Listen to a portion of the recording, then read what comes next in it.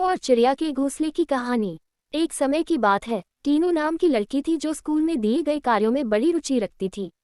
इस साल टीनू के स्कूल में गर्मी की छुट्टियां पड़ने से पहले उसकी टीचर ने सभी को विभिन्न पक्षियों के चित्र दिखाकर चिड़िया पर निबंध लिखने के लिए कहा था। सभी बच्चों को स्कूल खुलते ही निबंध टीचर को दिखाना था। पक्षियों की रंग बिरंगी किताब टीनू को बहुत पसंद थी। जब टीचर ने बताया कि उन पर निबंध लिखना है और सबसे अच्छा लिखने वाले को इनाम में वह किताब मिलेगी, तो टीनू खुश हो गई। टीचर ने सभी पक्षियों से जुड़ी कुछ कहानियां भी बच्चों को सुनाई। उसके बाद स्कूल की गर्मियों की छुट्टियां पड़ गईं। यूं तो टीनू हर साल अपनी गर्मी की छुट्टियां बिताने के लिए कहीं न कहीं जाती थी, लेकिन इस साल की छुट्टियों में टीनू रोज पास के ही बगीचे में जाकर पक्षियों और उनके घोंसले देखने लगी। उस बगीचे में गोरैया, दर्जन, लवा जैसे बहुत से पक्षी आते थे। टीनू बगीचे में आने वाली हर चिड़िया को पहचानने की कोशिश करती और उन्हें गौर देखती रहती। टीनू देखती थी कि हर चिड़िया एक एक घास, पत्ती, पंख आदि को जोड़कर कैसे अपना घोंसला बना रही है। उसके मन में होता था कि चिड़िया को घोंसला बनाने के लिए कितनी मेहनत करनी पड़ती है। टीनू चाहती थी कि वो किसी तरह से उन पक्षियों की मदद करे। एक दिन टीनू ने देखा कि पास के बगीचे में बदमाश लड़कों ने लवा चिड़ियों का घोंसला तोड़ दिया है।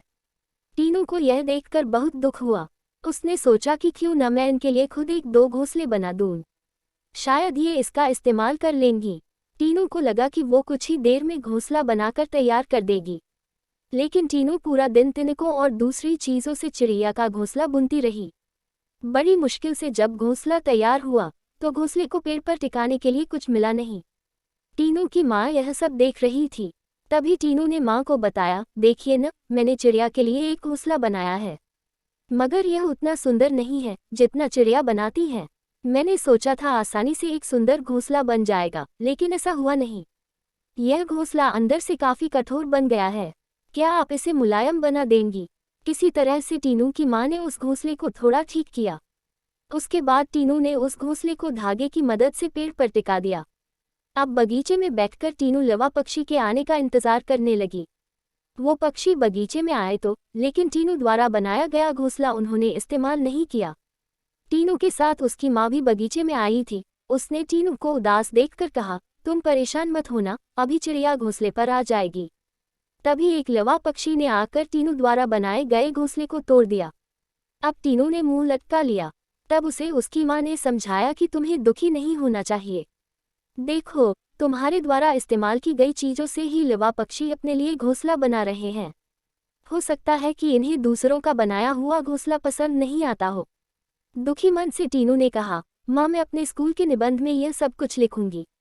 कुछ देर बाद टीनू ने कहा, माँ आपने देखा कि लवा पक्षी अपना घर झाड़ियों में बना रहे हैं?